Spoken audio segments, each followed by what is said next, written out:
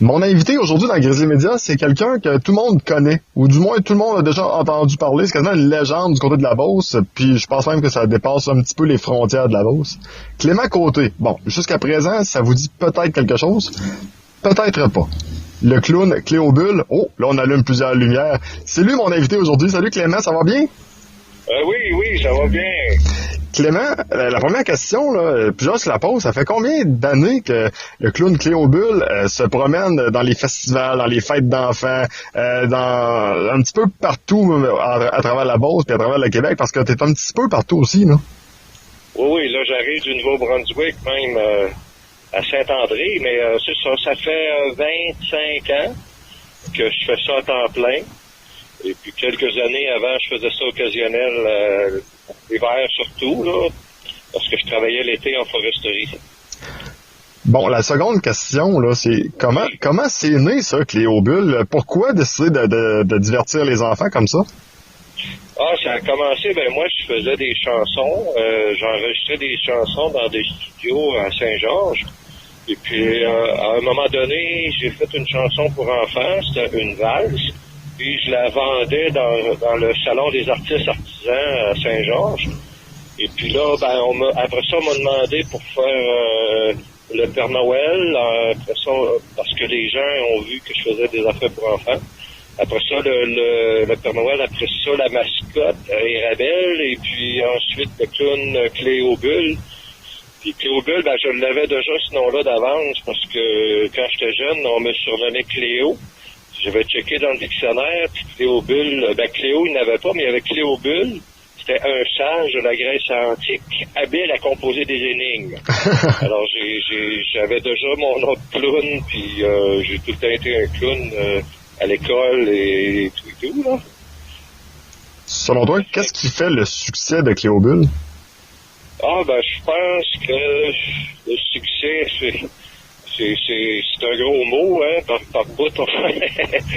Mais le succès, qu'est-ce qui fait le succès? Je pense que c'est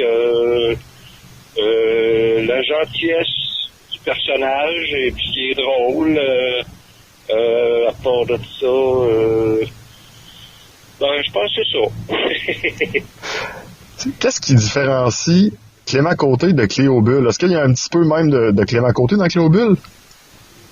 Oui, c'est sûr qu'il y a du Clément Côté dans Cléobule et vice-versa. Hein, il y a une différence peut-être. Moi, je suis plus sérieux que Cléobule. Je l'espère. Oui. Je peux être songé aussi, là, comme on dit. Ça fait que c'est ça. Selon toi, là, on parle que Cléobule a du succès, qui est aimé par les enfants, mais travailler avec des enfants, c'est une clientèle qui est différente, mais également, t'as les parents, veulent pas, qui te regardent, qui te voient aller, puis t'es comme quasiment condamné à l'excellence, t'as pas le choix, il faut que les enfants aient du plaisir, il faut également que tu sois t'agisses avec une certaine délicatesse, parce qu'on parle ici d'enfants. Comment c'est de travailler justement avec des enfants? Et tu le mentionnais, ça fait 25 ans, donc tu as vu des générations passer.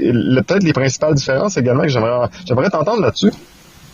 Les différences, il y en a eu un peu au fil du temps. Moi, j'écoute beaucoup de documentaires aussi, ça fait que je connais les enfants par des documentaires. Puis j'ai développé aussi un langage non verbal là, pour les apprivoiser. Et puis je suis capable de faire la différence qu'il y en a que faut que je patine longtemps, là, mettons, pour les apprivoiser. J'ai des petits trucs. Et puis pour dire la différence, il y a eu des enfants, il n'y a pas tant de différence que ça, mais ce que le monde pourrait te dire, que moi je suis pas sûr, mais ils vont dire, c'est les enfants des enfants rois. Ouais. Il y a eu la génération des enfants rois, ça veut dire qu'ils étaient tout seuls dans leur famille. Là, ces enfants-là, ils ont 25 ans, ils ont des enfants. Eux autres, c'est des enfants rois. Là, leur enfant est encore plus roi, si on peut dire. Des fois, il y en a qui font pas assez de nuances entre élever un enfant et de lui donner tout, tu sais. il faut savoir dire non. Ça. Non. Travailler avec des enfants, t'as l'air d'aimer ça. C'est quoi le plus gros défi? Le défi, ben, en tout cas, ça, c'est sûr que j'aime ça. Parce que les enfants, quand ils sont de bonne humeur, sont de bonne humeur pour de vrai. Et puis, si nous autres, on n'est pas de bonne humeur, ben moi, ils me rendent de bonne humeur. Et le plus grand défi, c'est ceux qui ont peur des clowns, des personnages. C'est toujours eux autres les plus grands défis. Mais moi, je m'en fais pas une obligation. Là, tu sais, je respecte ça, qu'ils aient peur, puis j'essaye de les apprivoiser. Puis ça marche pas, je respecte ça, puis ça reste comme ça. Là. Mais c'est ça le plus grand défi. C'est ceux qui ont peur. Puis, ma théorie, c'est qu'ils ont peur de leur propre cauchemar. Ils font des cauchemars quand ils sont jeunes. Ouais. Et ils font pas la différence entre la réalité, le clown, leur rêve, ils mélangent tout ça. Fait qu'on fait partie de l'imaginaire et des fois, leur imaginaire peut être dans une période de cauchemar.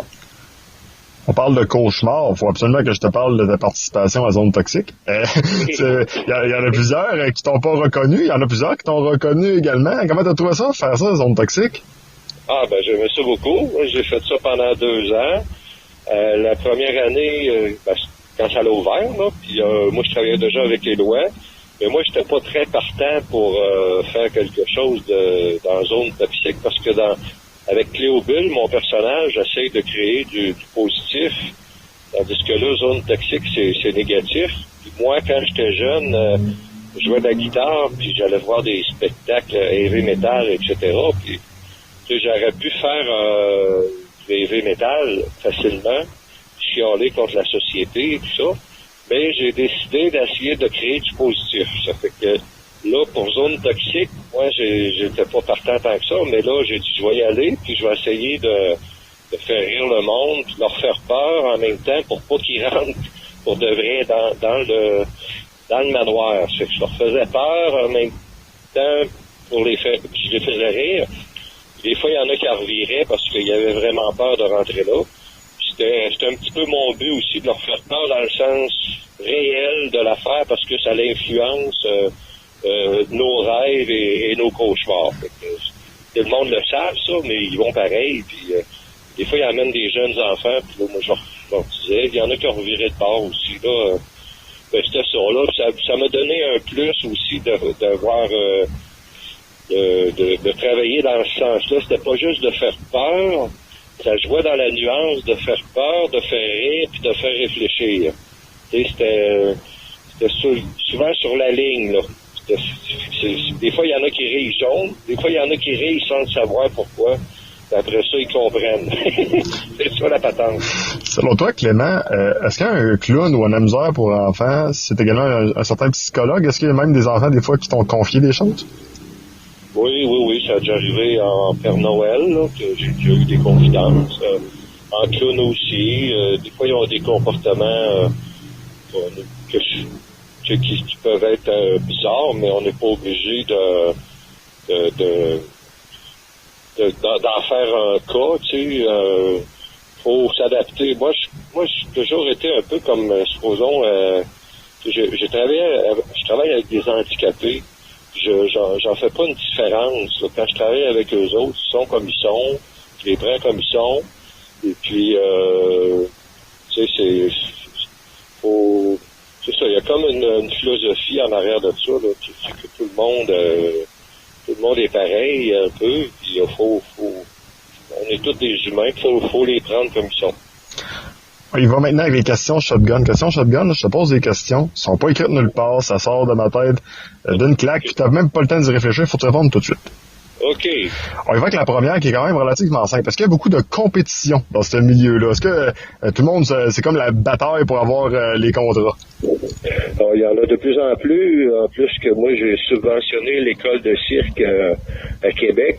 Puis là, à cette heure, ces étudiants-là, ils sont des compétiteurs, mais il y en a d'autres, c'est à l'international, fait que ils ne compétitionnent pas, mais il y en a de plus en plus là, à cause du soleil, puis l'effet d'entraînement pour des écoles de cirque. Là. Il y en a une à Québec, puis il y en a une à Montréal, puis il y en a une à Verdun, puis ça crée beaucoup de clowns. Ton plus beau souvenir jusqu'à présent? Mon plus beau souvenir, en tant que clown, attends un peu, là, c'est une bonne question. Mon plus beau souvenir en tant que clown. Ah, je te donne droit peut-être à 2, des fois, si t'hésites entre 2, là.